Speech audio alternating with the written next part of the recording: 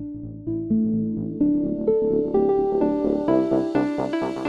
everyone, it's AVD, and welcome back to another video. At the time of me recording this, it's been a whopping 155 days since I've last uploaded. 155 days. Honestly, it's great to be back on YouTube, but what isn't great is the heat in this room. I need some ice.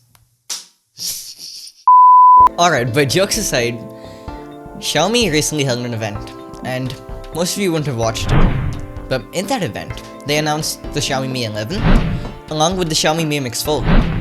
Now, that in my opinion, has some of the coolest tech I've seen in quite a while. So historically, Xiaomi's had a track record of basically trying to innovate with the Xiaomi Mi Mix phones. For example, the original Xiaomi Mi Mix was all about the whole bezel-less trend, and the Xiaomi Mi Mix Alpha, which came out a few years ago, was more of an evolution of the Edge display, which was pioneered by Samsung. So Xiaomi's obviously pushed some of the things into the market, while some of them flopped as well, like the Mi Mix Alpha. But the Xiaomi Mi Mix Fold, in my opinion, is gonna redefine the smartphone market, especially when it comes to cameras, because this thing is a beast when it comes to that. And one of those cameras on the Xiaomi Mi Mix Fold is an 8-megapixel liquid camera. So to be completely fair, when I first heard the term liquid camera, I thought it was a fancy name for just water cooling a camera.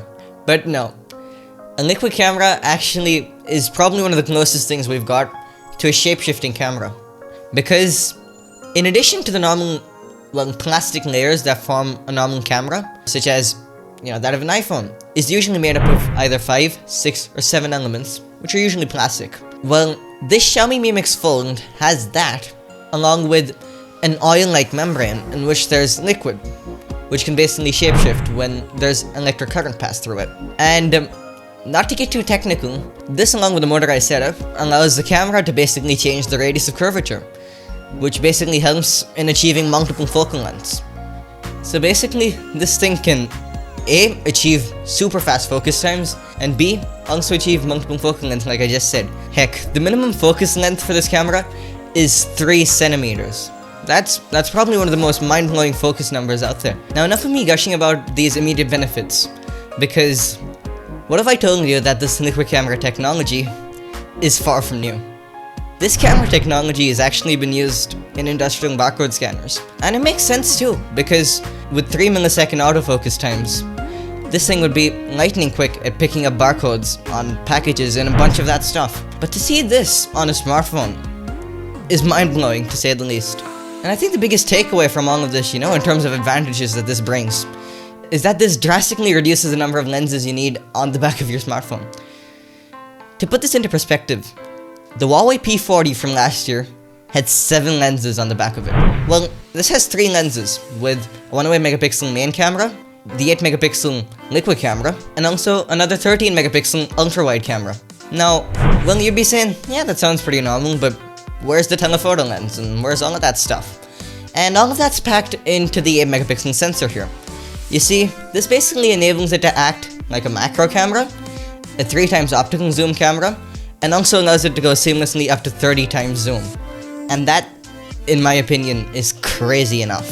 Some of the photos they showed on stage at Xiaomi obviously were made to look good, but besides that, in general, I was pretty impressed with the thing.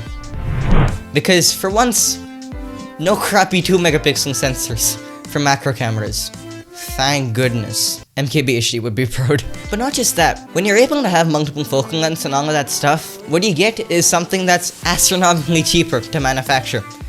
Now sure, this is novel tech at the moment, because, hey, Xiaomi is the only company to do it. Though Huawei apparently is gonna put this out on the P50s that are coming out this year. But as tech becomes more frequently used, it becomes a lot easier to manufacture them, and also, as a result, prices of those things drop. And as a result, a third benefit that comes from this is less R&D.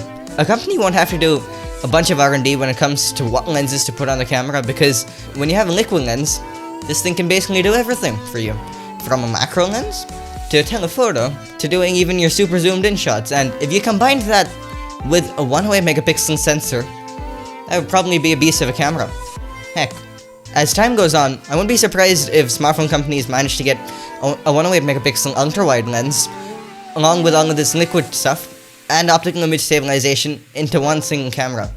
And coming back to one of the points I made earlier, saying that these would astronomically reduce the amount of R&D companies need to put into phones, they can actually turn all of that effort into more important areas of the phone, like having a better display on there, or probably thickening the phone a bit so you can put a bigger battery in there, or maybe doubling the amount of RAM in the phone, or basically trying to invest the extra money they get from all of this stuff into basically making other aspects of the phone better, because with an already good camera system such as liquid camera, this opens up a whole world of possibilities when it comes to the other components of the phone.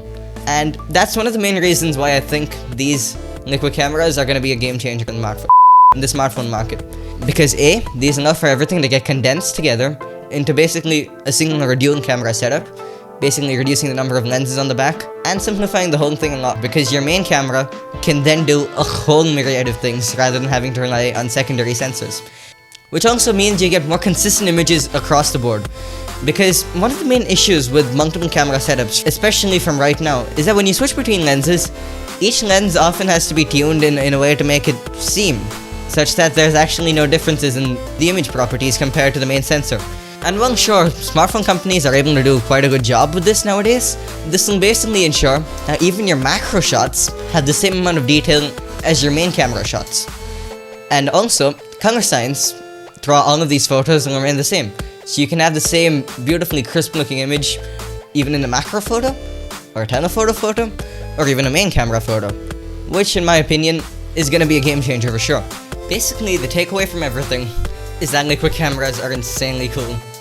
If you've never paid attention to such tech in the past, well you should now, because possibly pretty much every smartphone in the future is going to have these liquid cameras. So get ready to see these popping up everywhere. All I can say is, I can't wait to see what smartphone companies do with this in the future. Thank you guys so much for watching. Of course, don't forget to smash that subscribe button if you've enjoyed the video, because it does massively help me out, along with smashing that notification bell as well, and liking the video too. Don't forget to tell me what you think about these new graphics, the new channel redesign, and all of that stuff in the comment section down below. Can't wait to hear what you have to say about that. I have a lot of exciting videos lined up, so can't wait to share those with you all. Thank you guys so much for watching, and I'll see you all in the next one. Goodbye.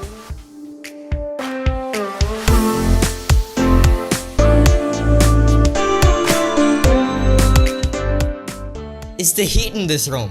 I need some ice.